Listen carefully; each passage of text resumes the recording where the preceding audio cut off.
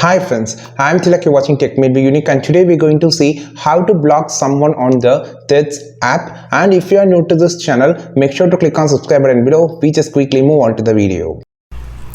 So how to block someone on the Threads application. So I just going to search an account. It's my another account.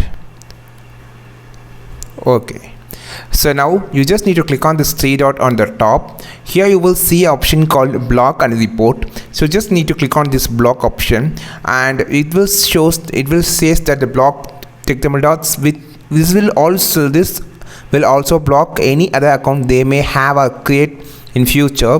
They won't able to message you or find your profile on content on the Instagram too. This is the point. So if you block on the Threads application, it will also block this same account on the Instagram account.